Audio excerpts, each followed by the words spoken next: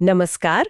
आज हम ओम यानी प्रणव के गहरे अर्थों पर एक नजर डाल रहे हैं। हमारे एक श्रोता ने वामदेव और कार्तिकेय के बीच हुए एक संवाद का जिक्र किया था।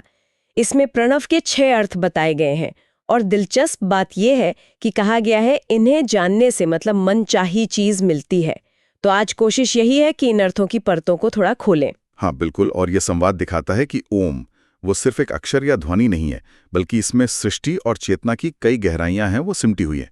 स्रोत के मुताबिक इन अर्थों को समझना एक तरह से समष्टि और व्यष्टि दोनों रूपों में शिव तत्व को ही समझना है। अच्छा, समष्टि यानी ब्रह्मांडीय और व्यष्टि मतलब व्यक्तिगत स्तर पर। हाँ, तो चलिए स्रोत में जो मुख्य अर्थ बताए गए हैं उन्हें थोड़ा करीब से देखते हैं। जरूर। तो शुरुआत करते हैं पहले अर्थ से, मंत्र रूप। संवाद में प्रणव के 5 अक्षरों का जिक्र है, अ, उ, म, बिंदु और नाद। तो इसका क्या महत्व बताया गया है? हाँ, ये 5 तत्व ही प्रणव का आधार है, उसका मूल है।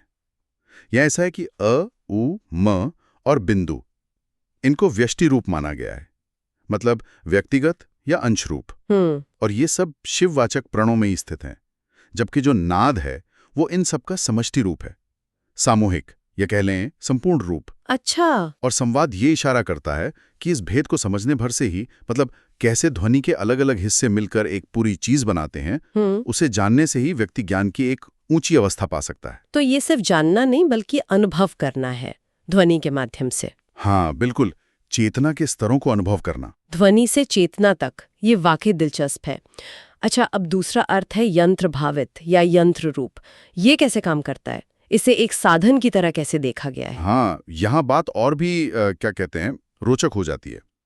पाठ हमें निर्देश देता है कि इसे एक शिवलिंग के रूप में देखें। शिवलिंग के रूप में कैसे? हाँ सोचिए, सबसे नीचे पीठ मतलब आधार या अर्घ, उसके ऊपर अ अक्षर, अच्छा। फिर उ, फिर म, उसके ऊपर बिंदु, और सबसे ऊपर वो अर्धचंद्र जैसा नाद। एक पूरा चित्र बन गया। बिल्कुल, ये सिर्फ एक चित्र नहीं है, ये ध्यान का एक नक्शा है एक तरह से। और पाठ कहता है कि इस मानसिक या वास्तविक यंत्र को बनाकर उसे प्रणव से ही घेर कर ध्यान करने से साधक के जो भी लक्ष्य हैं, मनोरथ हैं, वो सिद्ध होते हैं। वाह, मतलब एकाग्रता का एक शक्तिशाली तरीका। सही। प्रतीक को ध्यान का केंद्र बनाना। बिल्कुल। अब आते हैं देवता बोधक अर्थ पर। प्रणव का देवताओं से क्या संबंध बताया गया है? इसमें तो कई सारे नाम आते हैं, है ना? हाँ सही कहा, यहाँ कई परतें हैं। मूल बात यह है कि प्रणव को 5 शिव मंत्रों का वाचक कहा गया है, सद्यजात प्रपद्यामी से शुरू होकर सदा शिवम तक। अच्छा। इन्हें 5 सूक्ष्म देवता या यूं कहें कि ब्रह्म के ही रूप समझना चाहिए। इन्हें शिव के 5 मुखों के तौर पर भी देखा जाता है, ईशान, पुरुष, अघोर, वामदेव, सद्यजात। हाँ, ये नाम सुने हैं। तो इनमें जो ईशान है उसे समष्टि रूप माना गया है, मतलब सबका मिला जुला सम्मिलित रूप। ओके। और बाकी जो 4 हैं, पुरुष, अघोर, वामदेव, सद्योजात, ये व्यष्ट रूप हैं। ठीक है। और इस पूरे ताने बाने को, इस संरचना को अनुग्रहमय चक्र कहा गया है। अनुग्रहमय चक्र, कृपा का चक्र। हाँ बिल्कुल, कृपा का चक्र, जो मुक्ति यानी परम पद की ओर ले जाता है। यहाँ तक कि कृपा की भी 2 प्रकार बताए गए हैं। एक तो वो जो सृष्टि चलाने में सहायक है, जिसे पंचकृत्य कहते हैं, सृष्टि, स्थिति, संहार आदि। अच्छा, और दूसरी? और दूसरी वो कृपा जो जीवों को सीधे मुक्ति दिलाती है। तो मतलब प्रणव यहाँ सिर्फ प्रतीक नहीं बल्कि दिव्य शक्तियों और कृपा से जुड़ने का एक माध्यम बन जाता है। बिल्कुल सही। ये तो बहुत गहरा है। अच्छा, अगला अर्थ है प्रपंच रूप यानी ब्रह्मांड का रूप। प्रणव पूरे ब्रह्मांड का प्रतीक कैसे है? देखिए, इस संवाद के अनुसार ये जो पूरा जगत है, ये पूरा ब्रह्मांड, ये पंच ब्रह्म स्वरूप ही हैं। पंच ब्रह्म स्वरूप? हाँ, मतलब ब्रह्म ने अपने 5 रूपों से, वही ईशान, पुरुष, अघोर, वामदेव, सद्यजात, पूरे ब्रह्मांड को व्याप्त कर रखा है। वो उसमें समाया हुआ है। अच्छा, जैसे कोई उदाहरण? हाँ, जैसे बताया गया है कि ईशान रूप आत्मा में है, सुनने की शक्ति श्रोत्र में, वाणी में, शब्द में और आकाश तत्व में मौजूद है। वैसे ही पुरुष रूप प्रकृति में, त्वचा में, स्पर्श में, वायु तत्व में है।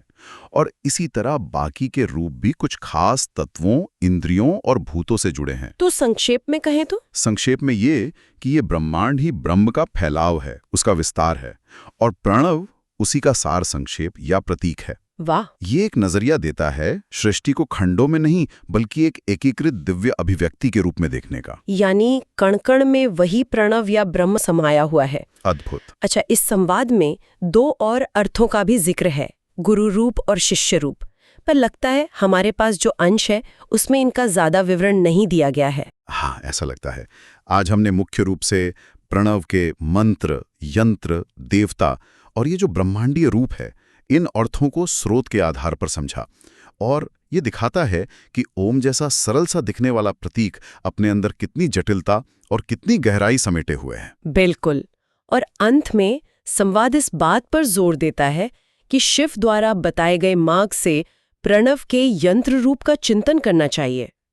ये बात वाकई सोचने पर मजबूर करती है कि कैसे एक साधारण सा दिखने वाला प्रतीक इतने गहरे ब्रह्मांडीय और आध्यात्मिक सत्यों का प्रतिनिधित्व कर सकता है। हाँ। और कैसे उस पर ध्यान केंद्रित करना व्यक्ति को उन सत्यों के अनुभव के और करीब ला सकता है। सही कहा। ये महज जानकारी नहीं है, ये एक तरह से अनुभव का निमंत्रण है। बिल्कुल, अनुभव का निमंत्रण।